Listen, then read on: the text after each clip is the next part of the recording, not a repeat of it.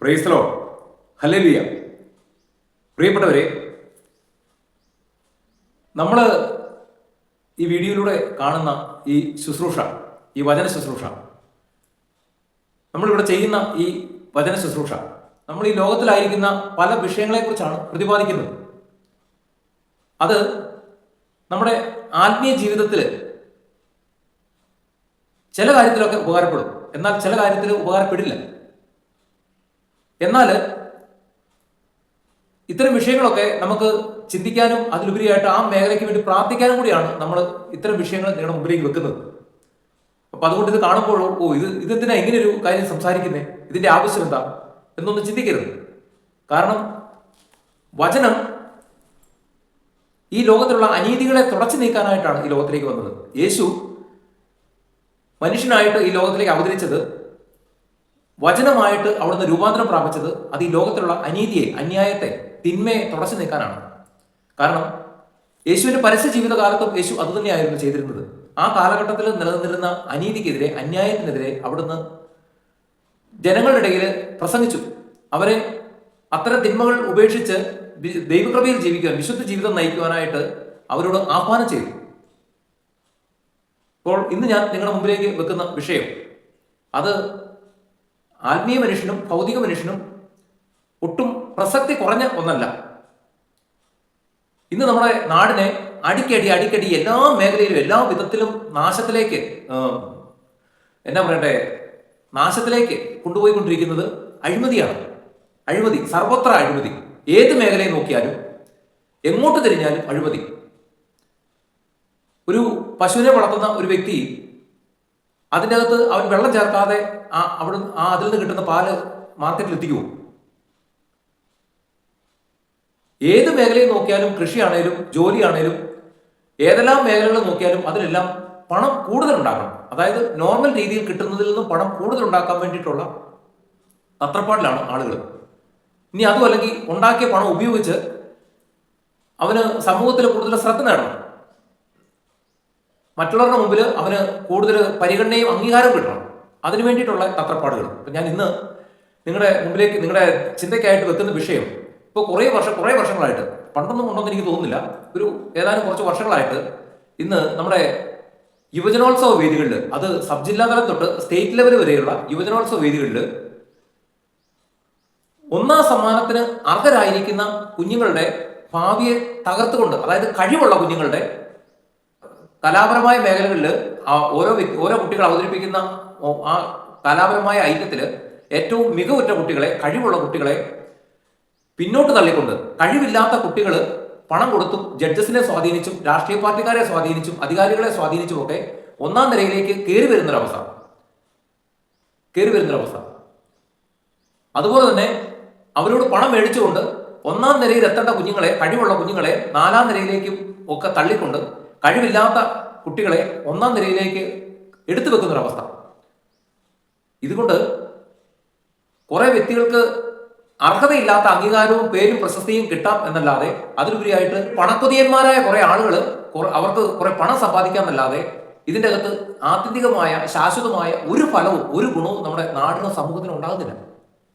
മനസ്സിലായത്? ഇപ്പോ ലോകരാജ്യങ്ങളുടെ മുമ്പിൽ ഇത്തരം അവസ്ഥയിലൂടെ പോകുന്ന നമ്മുടെ രാജ്യം, നമ്മുടെ നാട് അടിക്കടി അധപ്പതിക്കാം, നിലവാരത്തിൽ ഏറ്റവും അടിയിലേക്ക് താഴ്ന്നു പോകാമെന്നല്ലാതെ നമ്മുടെ നാടിനോ നമ്മുടെ ദേശത്തിനോ അതുകൊണ്ട് യാതൊരു ഗുണവുമില്ല.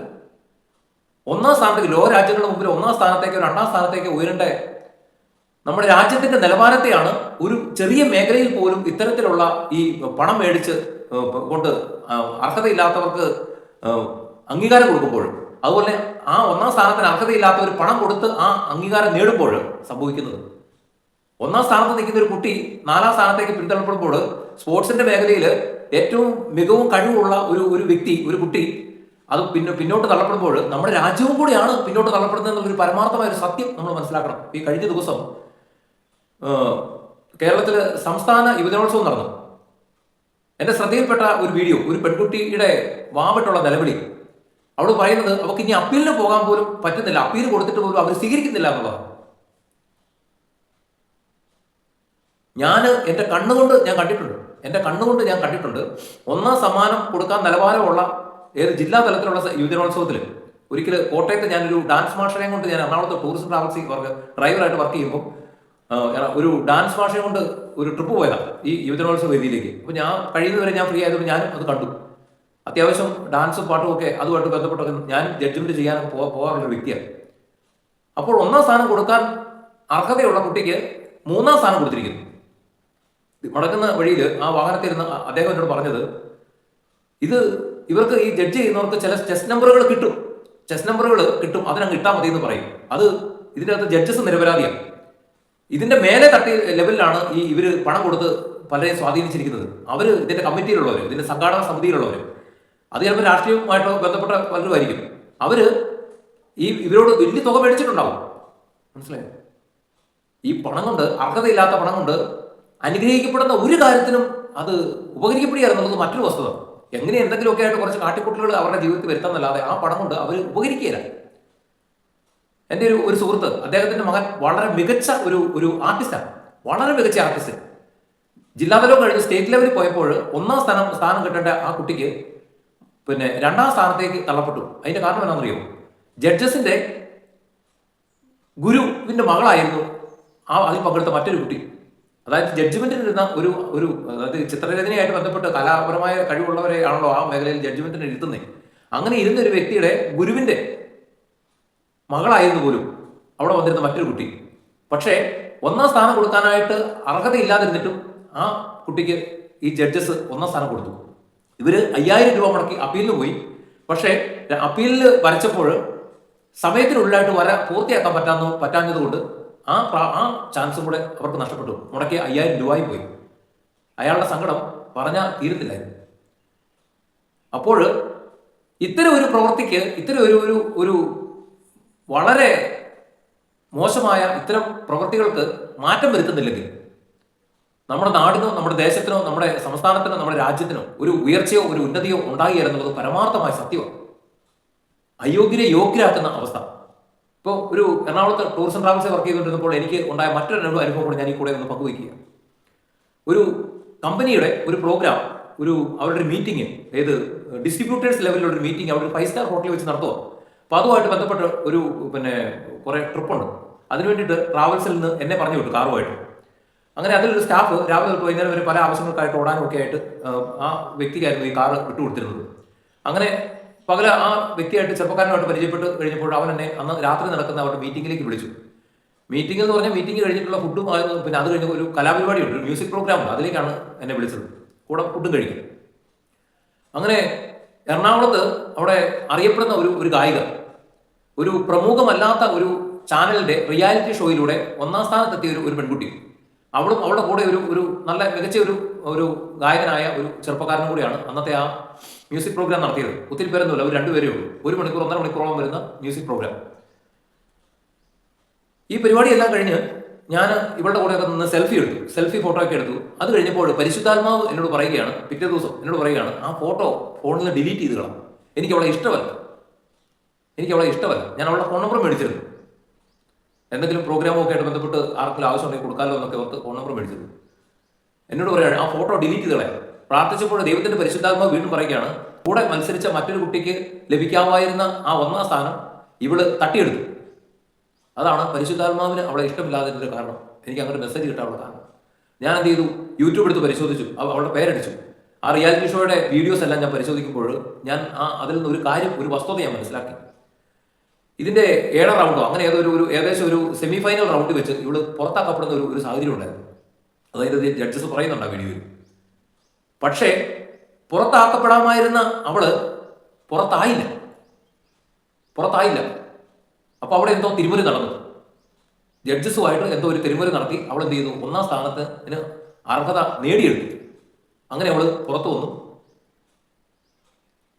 പ്രിയപ്പെട്ടവരെ, നമ്മളൊക്കെ ഇത്തരത്തിലൊക്കെ ഉണ്ടാക്കുന്ന, അത് പണം കൊടുത്തും അധികാരികളെ സ്വാധീനിച്ചും ഒക്കെ നേടിയെടുക്കുന്ന താൽക്കാലിക വിജയം, താൽക്കാലിക നേട്ടം, അത് നമ്മുടെ ജീവിത പുരോഗതിക്ക് ഒരു വിധത്തിലും ഉതകുകയില്ലെന്നുള്ളത് പരമാർത്ഥമായ സത്യമാണ്.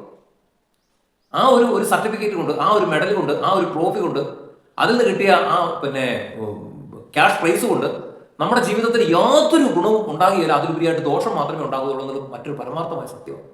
അതുപോലെ തന്നെ ഒന്നാം സ്ഥാനം കിട്ടേണ്ട കുഞ്ഞിന്, ഒരു വിദ്യാർത്ഥിക്ക് അത് നിഷേധിച്ചുകൊണ്ട് മറ്റൊരു വ്യക്തിയിൽ നിന്ന് പണം മേടിച്ച് കഴിവില്ലാത്ത ഒരു വ്യക്തിയെ ഒന്നാം സ്ഥാനത്തേക്ക് പ്രതീക്ഷിച്ചിട്ട് ആ പണം മേടിച്ചുകൊണ്ട് പോകുന്ന ജഡ്ജസും ഇതിന്റെ സംഘാടക സമിതി, ഇതുമായിട്ട് ബന്ധപ്പെട്ട അധികാരികൾ, നിങ്ങളോടും എനിക്ക് പറയാനുള്ളത്, നിങ്ങൾ ഇങ്ങനെ ഉണ്ടാക്കുന്ന പണം നിങ്ങളുടെ കുടുംബം നശിക്കാനായിട്ട് കാരണമാകും, നിങ്ങളുടെ കുഞ്ഞുങ്ങളുടെ ഭാവി പോലും തകർന്നു പോകാനായിട്ട് കാരണമാകും. മനസ്സിലായോ? അതുകൊണ്ട് നമ്മുടെ നാടിനെ തന്നെ, നമ്മുടെ രാജ്യത്തെ തന്നെ ഇതുപോലെ ഏറ്റവും അടിത്തട്ടിലേക്ക് തള്ളിക്കളയുന്ന ഇത്തരത്തിലുള്ള പ്രവണത ഇങ്ങനെയുള്ള യുവജനോത്സവ വേദികളിൽ നിന്നും അതോടൊപ്പം സ്പോർട്സ് മേഖലയിൽ ഉള്ള വേദികളിൽ നിന്നും ഒക്കെ നീക്കപ്പെടണം. അപ്പോൾ ഇന്ന് ഈ വീഡിയോ കാണാൻ ഇടവരുന്ന ആത്മീയ ജീവിതം നയിക്കുന്നവർ എന്ത് ചെയ്യണം? ഇപ്പൊ നിങ്ങളെ സംബന്ധിച്ച് ഇത് നിങ്ങളുടെ മനസ്സിലേക്ക് ഇട്ടു തന്നൊരു ചിന്തയാണ്. നിങ്ങൾ പ്രാർത്ഥിക്കണം, നമ്മുടെ നാടിന്റെ ഇത്തരത്തിലുള്ള ഈ തെറ്റായ, വളരെ മോശമായ ഇത്തരത്തിലുള്ള പ്രവണതകൾ മാറിപ്പോയി ഈ സമസ്ത മേഖലകളിലും, ഈ സ്പോർട്സ് സ്കൂളിലൊക്കെ പോലും നടക്കുന്നുണ്ട് ഇതുപോലെ.